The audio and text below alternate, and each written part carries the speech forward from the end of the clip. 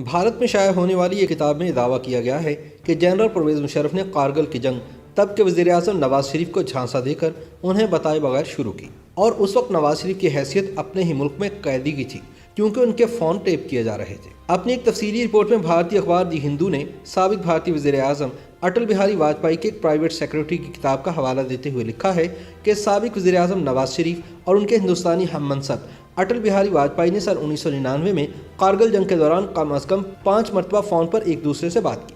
وہ اپنی کتاب میں یہ بھی لکھتے ہیں کہ army chief general Pervez Musharraf نے کارگل تنازع کے دوران نواز شریف کو جھانسا دیا تھا۔ یہ لڑائی مئی سے جولائی سن 1999 کے درمیان لائن آف کنٹرول کے ساتھ انڈیا کے زیر قبضہ جموں و کشمیر کے علاقے کارگل کی برفانی چوٹیوں پر لڑی گئی۔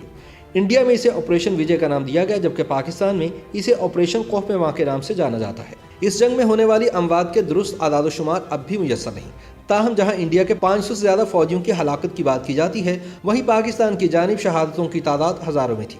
پہلے پاکستان نے کارگل کی جنگ میں اپنے فوجیوں کے شامل ہونے کی تردید کی تھی، لیکن بعد ازاں پاکستان نے اس جنگ میں شہید ہونے والے اپنے 2 فوجیوں کو اعلیٰ ترین فوجی اعزاز نشان حیدر سے بھی نوازا۔ کارگل کی لڑائی کے اختتام کے 20 برس بعد بھی اس کے آغاز سے لے کر اختتام تک کے بارے میں قیاس آرائیاں کی جاتی ہیں، لیکن بطور وزیر اعظم اٹل بہاری واجپئی کے ہنگامہ خیز دور اقتدار میں رونما ہونے والے اہم ترین واقعات کے بارے میں ان کے سیکرٹری نے واجپئی وہ سال جنہوں نے بھارت کو بدل دیا کے عنوان سے کتاب لکھی ہے۔ واجپئی کے نجی سیکرٹری کی حیثیت سے خدمات انجام دینے والے سابق بیوروکریٹ شکتی سنہا نے لکھا ہے کہ نواز شریف اور کارگل تنازع کے خاتمے کے لیے بند دروازوں کے پیچھے خفیہ گفتگو کا سلسلہ جاری رکھنے کے لیے آبزرور ریسرچ فاؤنڈیشن کے سابق سربراہ آر کے مشرا کا انتخاب کیا گیا تھا، اور نواز شریف اور مشرا کے مابین ہونے والی ملاقاتوں کے بعد بھی رابطوں کا سلسلہ جاری رکھا گیا۔ کتاب میں لکھا گیا ہے کہ نواز شریف کی پوزیشن بہت نازک تھی، اور بعد میں ہونے والی ملاقات میں انہوں نے مشرا کو اندیا دیا کہ انہیں باغ میں چہل قدمی کرنی چاہیے۔ ظاہر ہے انہیں شک تھا کہ ان کے گھر کو ٹیپ کیا جا رہا ہے۔ جب مشرا نے واجپئی کو اس کی اطلاع دی تو مؤخر ذکر نے اس بات کی نشاندہی کی کہ نواز شریف کی حالت اس وقت ایک قیدی سے زیادہ نہیں۔ ان میں سے ایک کال واجپئی کے دورہ کارگل کے بعد جون سن 1999 میں سری نگر میں آئی تھی۔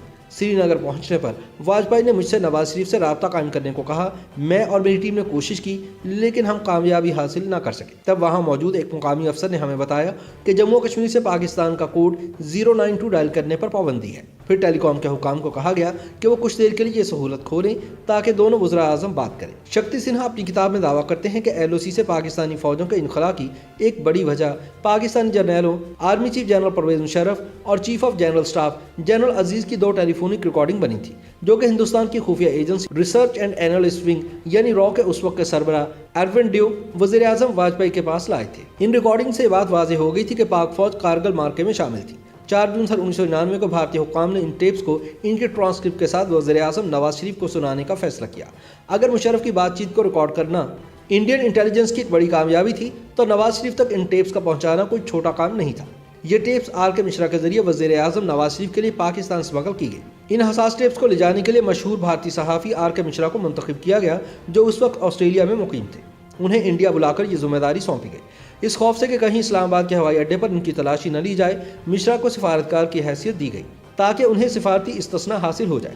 ان کے ساتھ ہندوستانی وزارت خارجہ کے جوائنٹ سیکرٹری وویک کاٹجو بھی گئے۔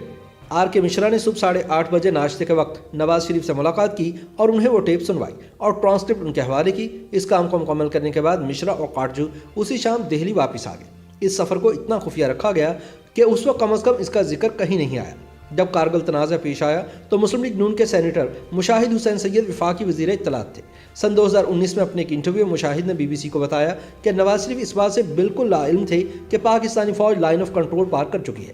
انہوں نے کہا کہ بطور وزیر اعظم نواز شریف کو کارگل کے بارے میں پہلی بریفنگ 17 مئی سن 1999 کو DGMO کی جانب سے دی گئی، لیکن اس سے پہلے انڈیا سے آوازیں آنا شروع ہو گئی تھیں کہ کچھ ہو رہا ہے۔ کارگل ہوا تو فارملی جو انٹیمیشن آئی تھی اس کی بریفنگ دی گئی میاں صاحب کو ایز پرائم منسٹر، ایک فارملی 17 مئی 1999 DGMO نے دی تھی، لیکن اس سے پہلے وہ انڈیا سے آوازیں آنی شروع ہو گئی تھیں and there was a realisation کہ سم تھنگ از ہیپننگ، کچھ ہو رہا ہے لائن آف کنٹرول میں۔ مشاہد حسین سید کے مطابق کارگل معرکے سے چند ماہ پہلے فروری 1999 میں جب انڈیا کے وزیر اعظم اٹل بہاری واجپئی لاہور آئے تو اس وقت بھی نواز شریف بے خبر تھے کہ پاکستان کی فوج انڈیا کے زیر قبضہ جموں و کشمیر میں کسی جنگی کارروائی کا منصوبہ بنا چکی ہے۔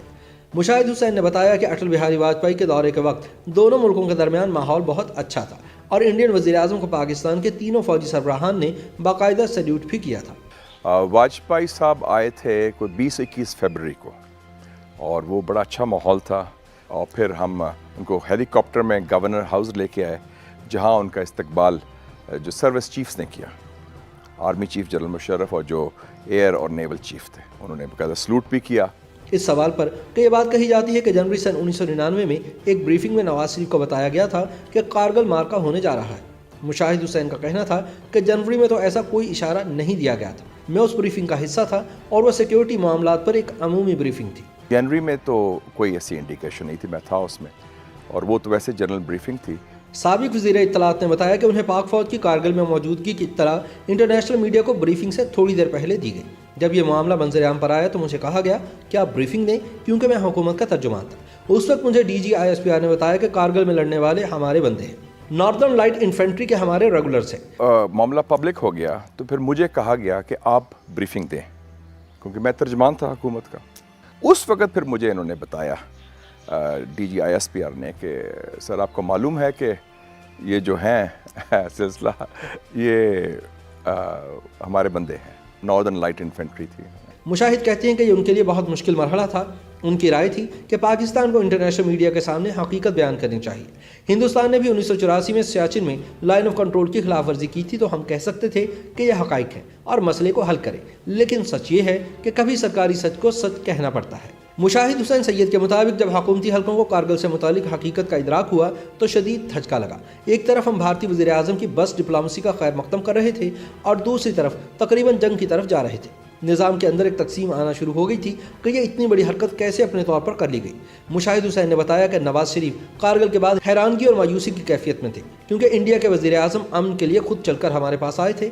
नवाज शरीफ समझते थे कि पाकिस्तान एक ऐसे बहरान में फंस गया है जिसके नताइज हम कंट्रोल नहीं कर सकते। बिलाखिर जब जनरल मुशर्रफ को कारगिल में शिकस्त नजर आई तो उन्होंने वज़ीर आज़म नवाज शरीफ से दरख्वास्त की कि अमरीकी सदर बिल क्लिंटन के जरिए जंग को रुकवाया जाए। नवंबर सन 1999 में कारगिल का तनाज़ा वज़ीर आज़म नवाज शरीफ की जानिब से जनरल परवेज़ मुशर्रफ को बतौर आर्मी चीफ बर्खास्त करने की कोशिश में एक काउंटर कू के बाद अपने ही इक़्तिदार के खात्मे पर मुंतज हुआ। लेकिन फिर 20 बरस बाद दिसंबर सन 2019 में आईन पाकिस्तान के तहत तश्कील दी गई एक ख़ुसूसी अदालत ने जनरल परवेज़ मुशर्रफ को आइन शिकनी के इल्ज़ाम में गद्दार करार देते हुए सज़ाए मौत सुना दी। यूँ अपने दौर इक़्तिदार में सियासतदानों को गद्दार करार देने वाला परवेज़ मुशर्रफ पाकिस्तान का पहला मुस्तनद गद्दार वतन करार पाया। YouTube पर गूगली न्यूज देखने के लिए youtube.com की सर्च बार में गूगली न्यूज TV टाइप करें। गूगली न्यूज के पेज पर सुर्ख रंग के सब्सक्रिप्शन वाले बटन पर क्लिक करना ना भूलिए। YouTube पेज पर अपलोड होने वाली वीडियोस से बाखबर रहने के लिए बेल आइकन पर क्लिक कीजिए। आपको हर नई वीडियो के बारे में नोटिफिकेशन मौसूल हो जाएगा।